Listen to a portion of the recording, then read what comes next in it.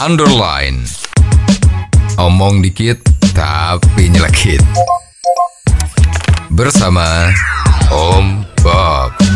Temukan di channel YouTube Om Bob Indonesia. Om Bob, di Tiongkok ada aturan bahwa orang dilarang memamerkan kekayaan. Bagaimana Om Bob menggarisbawahi masalah ini? Ya, ini masalah ini kan ya dibilang peka ya tidak ya, tapi dibilang tidak kok ya peka. Ya. Nah, sekarang kalau kita lihat di Indonesia ya, masalah pamer kekayaan di sosmed ya, istilahnya di sini yang populernya flexing kan. Ya, jadi selebritis itu yang ganteng-ganteng, yang cantik-cantik itu pamer. Ya, pamer pakai mobilnya paling sedikit Lamborghini. Yang harganya 2 miliar, 3 miliar. Ya. Terus arlojinya ya pakainya yang harganya pakai miliar itu juga. Seperti yang dipakai pemain tenis dunia. Ya. Richard Mille ya, Ubod gitu ya. Nah, terus kalau cewek-ceweknya yang paling umum itu pakai baju yang mereknya terkenal dari Prancis sana ya. Ada yang mereknya Gucci ya, ada yang mereknya Chanel ya. Semua branded yang mahal. Jadi dia bangga sekali ya kalau pakai bawa tas tangan itu juga luar biasa mereknya. Ada yang mereknya LV ya, tapi LV sekarang udah agak umum ya, karena banyak yang palsu gitu kan. Tapi yang lain ya, Chanel ya, terus macam-macam. Sekarang yang lagi ngetop itu kan kalau nggak salah Moschino ya. Nah, itu terpasang semua ya, punya tas 50 biji. Sepatu juga yang mahal-mahal. Jadi kalau orang-orang itu tahu sepatunya kayak gitu modelnya, wah ini sepatu merek apa, jadi selalu branded dan mahal. Satu sepatu itu nggak bisa 15 juta ya, semua di atas itu. Nah, ini akibatnya apa? Ya, kalau di Indonesia akibatnya sering yang seperti itu ditangkap KPK kan. Karena ternyata itu hasil korupsi dari suaminya atau pacarnya gitu kan. Nah, ini kalau di lainnya masalahnya kan nggak apa-apa. Di Indonesia itu yang nangkep cuman KPK, tapi semua orang cuman kepingin aja. Wah, saya bisa kepingin tiru-tiru seperti itu ya, sehingga di rumah ya biasalah mewek-mewek sama suaminya. Biar mas, you kerja sekian 10 tahun ini kok nggak bisa belikan aku tas yang branded tadi itu yang harganya 40 juta, 50 juta. Padahal 40 juta itu kalau di Indonesia ya bisa buat hidup ya 3-4 bulan lah ya. Ini masa buat beli tas saja misalnya begitu. Ya, lah ini efek-efeknya di sosial tuh jadi makin lama tampak makin jenjangnya tinggi. Ya, penghasilan yang gede sama penghasilan bawah tuh makin lama makin tinggi karena kelihatan bahwa yang hebat-hebat itu punya tas-tas seperti ini. Jadi golongan masyarakat umum menjadi iri dan menjadi kepingin. Dia juga kepingin seperti itu. Nah, ini yang menjadi problem untuk masyarakat yang menengah bawah lah ya. Nah, sekarang kalau dari pemerintah Tiongkok itu baru-baru aja bulan lalu keluar pengumuman peraturan ya, bahwa tidak boleh semua masyarakat, nggak cuma pejabat. Kalau di Indonesia kemarin kan pejabat kan. Pejabat harus contohnya harus memberikan cara-cara hidup yang sederhana. Ya, pesta aja nggak boleh besar-besaran gitu kan. Itu pemerintah. Nah, di Tiongkok itu di samping pemerintah sekarang juga masyarakatnya.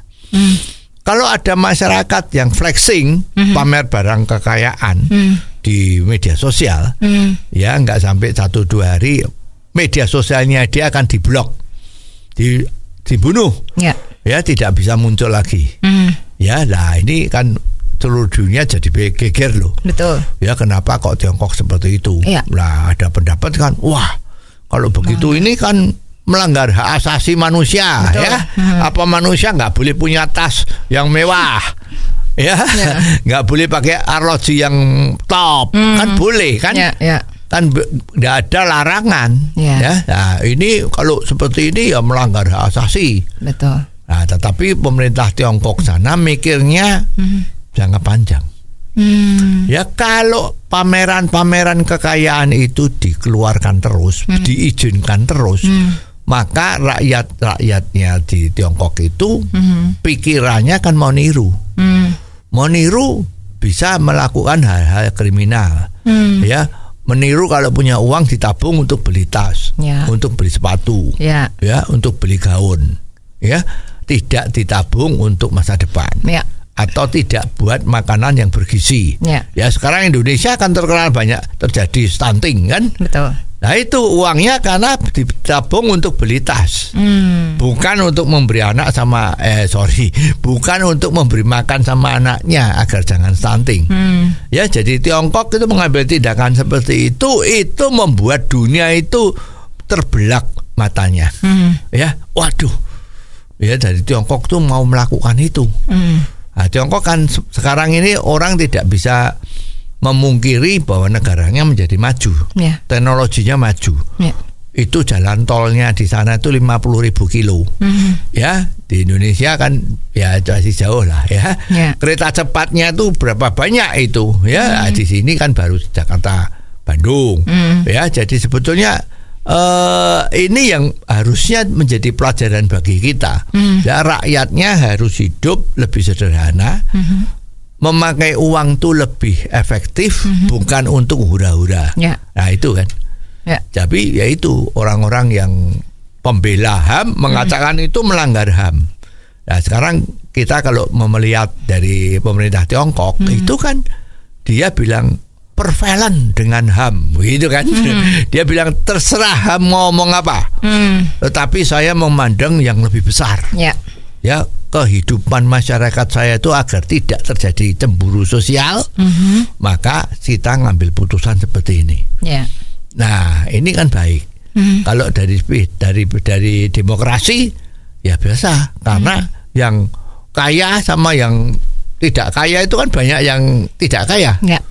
Ya, jadi kalau sekarang diadakan ini tidak boleh di voting, misalnya pakai demokrasi yang di voting. Nah, itu ya banyak yang setuju daripada yang tidak. Itu kalau mau dari seperti itu. Tetapi bukan berarti loh demokrasi itu kalau lebih banyak orang yang setuju, disetujui itu kan belum tentu benar, gitu kan. Nah makanya kalau ini kasus seperti ini benar. Ya, tapi justru inisiatifnya harus dari pemerintah. Jadi kalau ada flexing seperti itu, ya udah, ya tamat.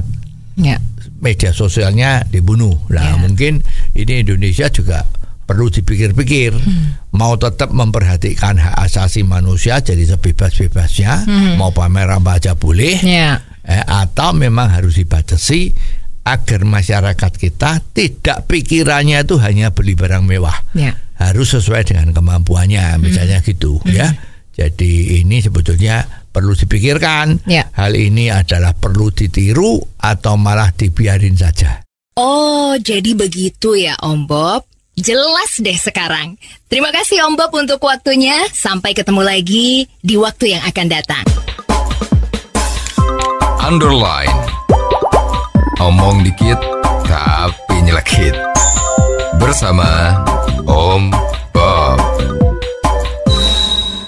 Jika Anda suka dengan channel ini, jangan lupa subscribe, like, dan komen.